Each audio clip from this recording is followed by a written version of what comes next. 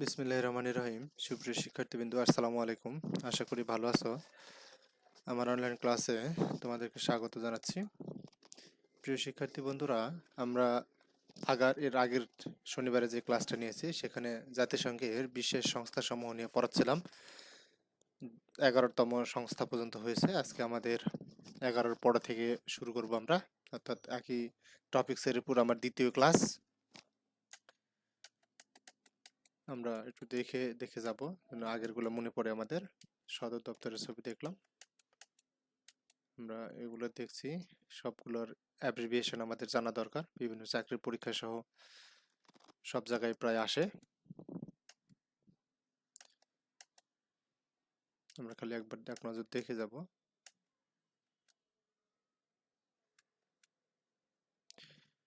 এগুলো আগের ক্লাসে আমি পড়িয়েছি। আন্তর্জাতিক শ্রম সংস্থা, জাতিসংঘ শিক্ষা বিজ্ঞান ও সংস্কৃতি বিষয়ক সংস্থা, United Nations Educational Scientific and Cultural Organization, UNESCO সংক্ষেপে। খাদ্য কৃষি সংস্থা, ফাও, ফুড অ্যান্ড এগ্রিকালচারাল অর্গানাইজেশন, এটা পড়িয়েছি গত ক্লাসে। এবছর এরা শান্তিতে নোবেল প্রাইজ পেয়েছে। ওয়ার্ল্ড ফুড প্রোগ্রাম নামে যে সংস্থাটা আছে ফাওয়ের আন্ডারে, তারা, এটা তোমাদের বলেছিলাম। পুনর্গঠন ও উন্নয়নের জন্য আন্তর্জাতিক bank, international bank for reconstruction and development, এটাও তোমাদের পড়িয়েছি। প্রিয় শিক্ষার্থী বন্ধুরা, এগুলো এড়িয়ে যাওয়ার কারণ হচ্ছে আমরা আমাদের দ্বিতীয় ক্লাসে 12 নম্বর সংস্থা থেকে আমরা পড়ব। আন্তর্জাতিক অর্থ তহবিল, ইন্টারন্যাশনাল মনিটারি ফান্ড, IMF। বিশ্ব বাণিজ্য সংস্থা, দেখো WTO 1 জানুয়ারি প্রতিষ্ঠিত হয় 1995 সালে। World Trade Organization. আন্তর্জাতিক উন্নয়ন সংস্থা, ইন্টারন্যাশনাল ডেভেলপমেন্ট অ্যাসোসিয়েশন, IDA সংক্ষেপে, এটাকে বলা হয় সফট লোন উইন্ডোজ। আন্তর্জাতিক finance corporation, international finance corporation, দেখো IFC। আমরা যাই। বিশ্ব স্বাস্থ্য সংস্থা, WHO, এটা তোমরা গত ক্লাসে দেখেছো। ওয়ার্ল্ড হেলথ অর্গানাইজেশন খুব গুরুত্বপূর্ণ ভূমিকা রাখছে করোনা মোকাবেলায়। বিশ্ব ডাক union, UPU, universal postal union, এবং আন্তর্জাতিক টেলিযোগাযোগ ইউনিয়ন, ইন্টারন্যাশনাল টেলিকমিউনিকেশন ইউনিয়ন। এই যে দুই সংস্থা, এটা পড়ে আমরা গত ক্লাস শেষ করেছিলাম। আজকে এখান থেকে আমাদের শুরু হবে ইনশাল্লাহ। আজকে ক্লাসে তোমাদেরকে স্বাগত জানাচ্ছি। দেখো, আন্তর্জাতিক বেসামরিক বিমান চলাচল সংস্থা, International Civil Aviation Organization, ICAO, এটা, দেখো, এই সংস্থাটি 1947 সালের 4 এপ্রিল প্রতিষ্ঠিত হয় এবং এর সদর দপ্তর হচ্ছে কানাডার রাজধানী মন্ট্রিলে। প্রিয় শিক্ষার্থীবৃন্দ, এই বেসামরিক বিমান চলাচল কর্তৃপক্ষ এক দেশ সাথে আরেক দেশের বিমান চলাচলের যে কানেকশন বা সম্পর্ক, এটা গড়ে দিয়েছে। ধরো আমরা কোনো কারণে ফ্রান্সের উপর দিয়ে বিমান চলাচল করব, তবে আমরা কি করতে পারবো, ফ্রান্সের সাথে একটা চুক্তিতে আসবো যে হ্যাঁ, আমরা আমাদের বিমান নিরাপদে ফ্রান্সের আকাশ ত্যাগ করবে। আর এই চুক্তির কাজটা যে সংস্থা করে দিয়েছে সেটা হচ্ছে ইন্টারন্যাশনাল সিভিল এভিয়েশন অর্গানাইজেশন। তো এই এভিয়েশন অর্গানাইজেশন, সিভিল যেটা বেসামরিক, এটা চুক্তিবদ্ধ হতে হয়। বিশ্বের সকল দেশই পরস্পরের সাথে চুক্তিবদ্ধ থাকলে তারা আকাশ সীমা অতিক্রম করে যেতে পারে, অন্যথায় যেতে পারে না। এর ব্যবস্থা করে দিয়েছেন আন্তর্জাতিক বেসামরিক বিমান চলাচল সংস্থা।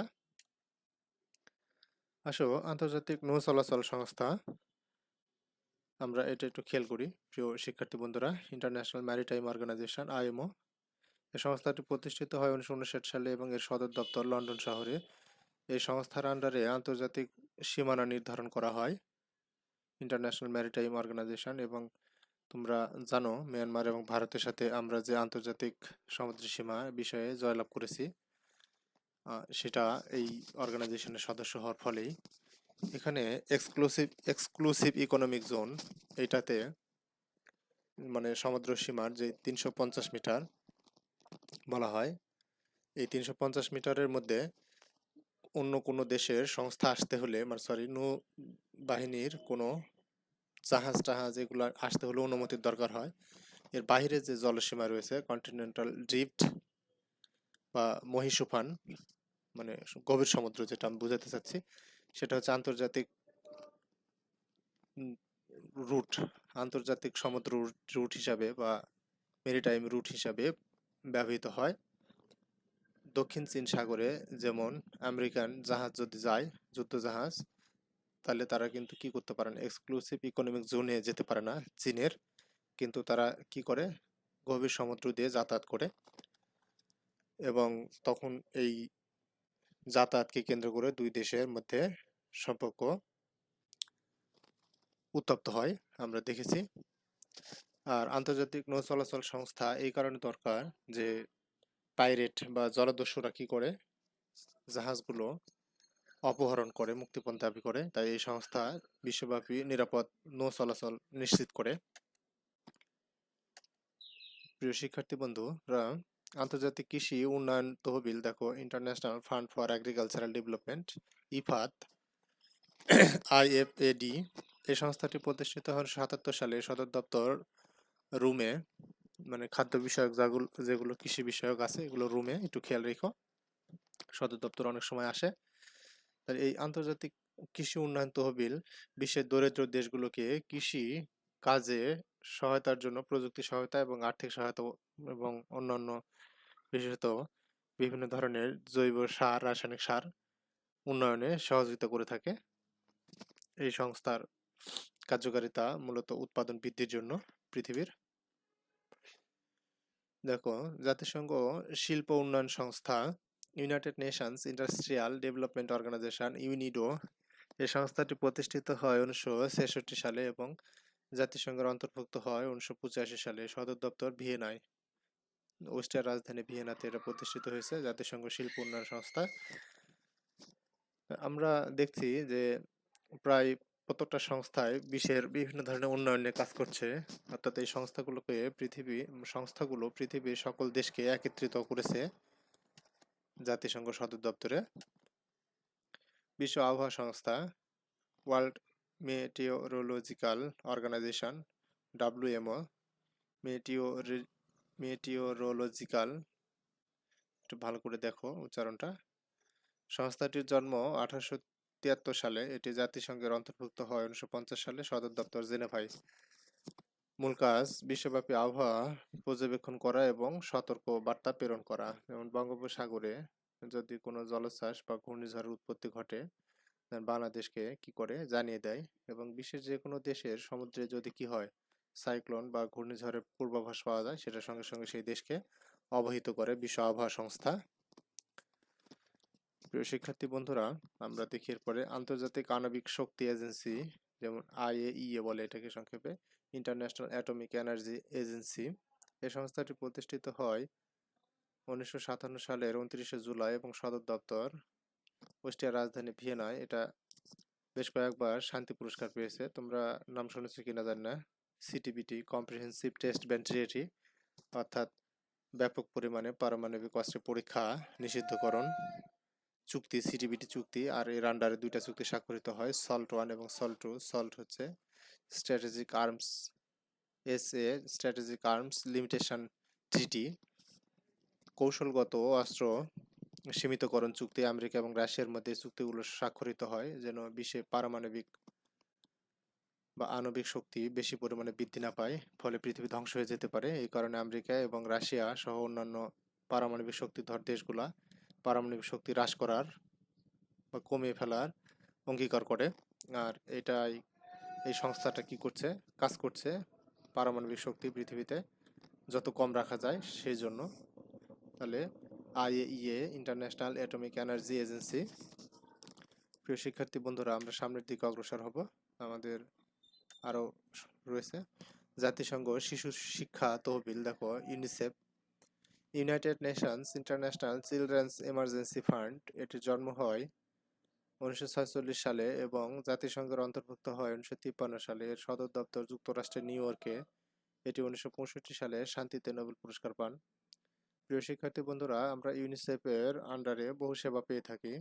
আমাদের দেশের শিশুদের সহ আফ্রিকা ও অন্যান্য দেশের অপুষ্টি জনিত শিশুরা জাতিসংঘের শিশু শিক্ষা তহবিল এবং শিশু পুষ্টি, মূলত এ শুধু শিক্ষা না, ইমার্জেন্সি ফান্ড, এটা যে কোনো একটা দেশে শিশুরা যদি পুষ্টি চরম অভাবে ভুগে তখন জাতিসংঘ শিশু শিক্ষা তহবিল বা শিশু পুষ্টি তহবিল এবং জরুরি তহবিল এটা কি করে সেখানে সাহায্য পাঠায় এবং শিশুদের সাহায্যে এগিয়ে আসে। বিশ্বব্যাপী ধনী ব্যক্তিরা এই শিশু তহবিলে কি করে, জরুরি তহবিলে সাহায্য সহযোগিতা প্রদান করে এবং শিশুদের উন্নয়নে খুব ভালো কাজ করে থাকে। তোমরা ইউনিসেফের জার্সি পরে খেলতে দেখেছো রিয়াল মাদ্রিদকে, তার ফুটবলাররা খেলে মূলত শিশুদের কল্যাণে দান করা হয়। এই জার্সির স্পন্সর শুধুমাত্র এই ফান্ড মানে এই শিশু জরুরি তহবিলটা পেয়ে থাকে। প্রিয় শিক্ষার্থী বন্ধুরা, আমরা হাসপাতালে বিভিন্ন ওষুধে এবং স্যালাইনে খেয়াল করলে দেখব ইউনিসেফের সিল এবং লগো রয়েছে। জাতিসংঘ উদ্বাস্তু বিষয়ক high commission, United Nation High Commission for Refugees UNHCR সংস্থাটির জন্ম 1950 সালে, সদর দপ্তর জেনেভায়। 1954 ও 81 সালে শান্তিতে নোবেল পুরস্কার পায় এই সংস্থাটি। এর আন্ডারে বাংলাদেশে বেশ কয়েকটা স্ট্যান্ডার্ড পাকিস্তানি ক্যাম্প রয়েছে, অর্থাৎ আটকা পড়া পাকিস্তানি ক্যাম্প রয়েছে। বিহারি ক্যাম্প যেটা আমরা বলি, মোহাম্মদপুরে আছে, জেনেভা ক্যাম্প মিরপুরে আছে।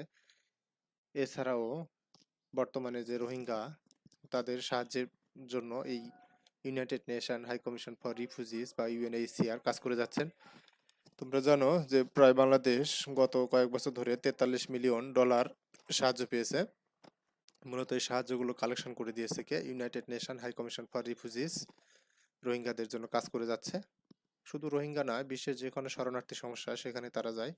তবে এদের কিছু উদ্দেশ্য থাকে, একটা নির্দিষ্ট টপিক বা এজেন্ডা বাস্তবায়ন করতে চায়, মানে নিঃস্বার্থভাবে কোথাও কাজ করে, কোথাও নিঃস্বার্থভাবে কাজ করে না। যেমন এরা পার্বত্য চট্টগ্রামে 3 জেলাকে স্বাধীন করতে চায়, সেখানে তারা মানে বিভিন্ন ধরনের ফ্যাসিলিটিস প্রদান করে তাদেরকে কি করতে চায়, খ্রিস্ট ধর্মে দীক্ষিত করে আলাদা রাষ্ট্র করে দিতে চাইছিল বা এরকম বলে আর কি অনেকেই। তাই সেই 3 জেলা সরকারের পারমিশন ছাড়া ভ্রমণ মানে পরিদর্শন করতে পারে না জাতিসংঘ বা বিশ্বের কোনো সংস্থা।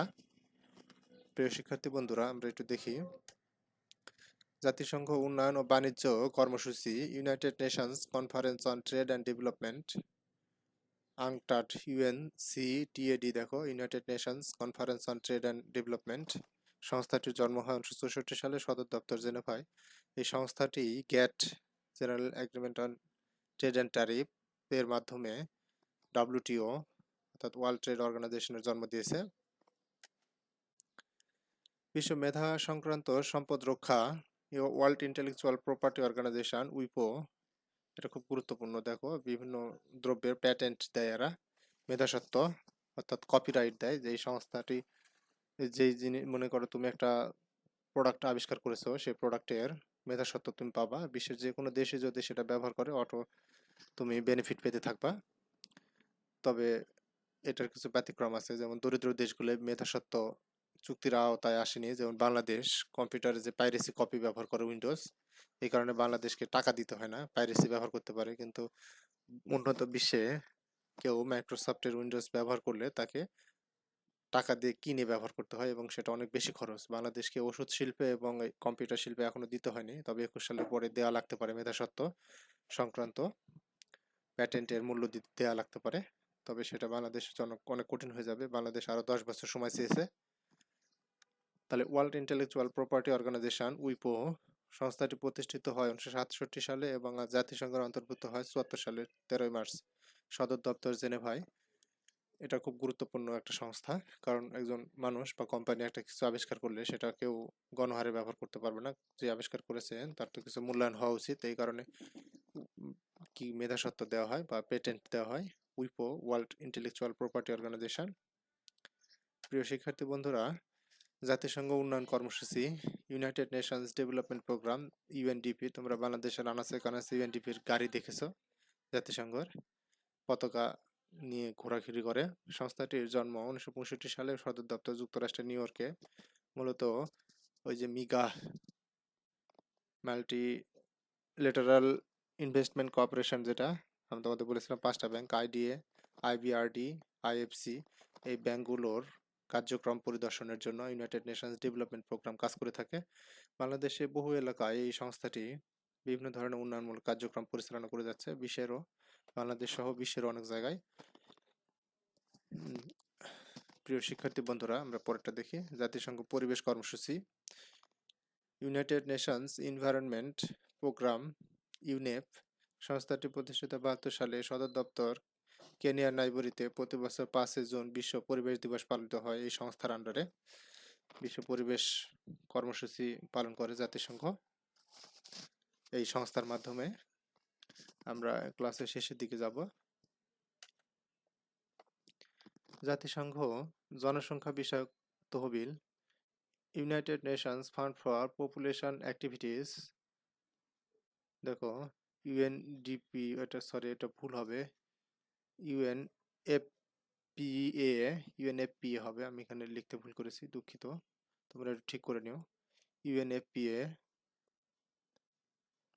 সংস্থাটির জন্ম 1969 সালে এবং সদর দপ্তর যুক্তরাষ্ট্রের নিউ ইয়র্কে। সারা বিশ্বে 11 জুলাই বিশ্ব জনসংখ্যা দিবস হিসেবে পালিত হয় এই জাতিসংঘ তহবিলের মাধ্যমে। United Nations fund for population activities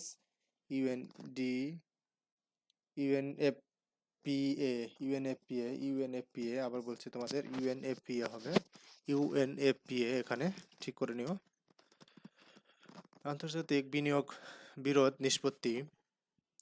international Centre for Settlement of investment disputes ICSID সংস্থাটি প্রতিষ্ঠিত 1966 সালে। সদর দপ্তর যুক্তরাষ্ট্রের রাজধানী ওয়াশিংটন ডিসিতে। এই সংস্থাটির গুরুত্বপূর্ণ ভূমিকা রয়েছে আন্তর্জাতিক মুদ্রা বা ক্যাপিটাল ফ্লো হতে।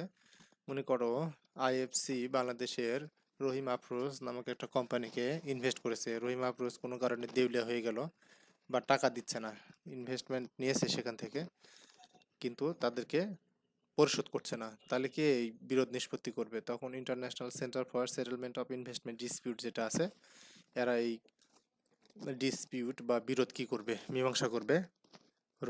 রহিম আফরোজকে বিভিন্ন কন্ডিশন দিবে, প্রথমে বিভিন্ন মেয়াদে, তারপরে যদি তারা সক্ষম না হয় টাকা ফেরত দিতে, তবে তাদের সম্পত্তি বাজেয়াপ্ত করে বা কোম্পানি বাজেয়াপ্ত করে ইন্টারন্যাশনাল নিলামের মাধ্যমে বিক্রি করে টাকা পয়সা দিয়ে দিবে। অর্থাৎ বিশ্বের যে কোনো দেশে যদি এই বিনিয়োগ নিয়ে কোনো বিরোধ বাধে, তখন এটা সেটেলমেন্ট করবে কে? International Centre for Settlement of Investment dispute.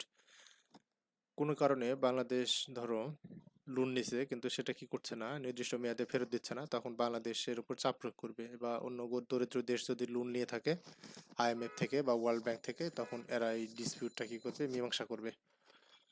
প্রিয় বন্ধুরা, আমরা ক্লাসের শেষের দিকে এসে গেছি। বহুজাতিক বিনিয়োগ নিশ্চয়তা এজেন্সি। দেখো multilateral investment guarantee agency MIGA. Multilateral investment guarantee agency MIGA সংস্থাটির জন্ম 1988 সালে এবং এর সদর দপ্তর যুক্তরাষ্ট্রের ওয়াশিংটন ডিসিতে, আমেরিকার রাজধানীতে।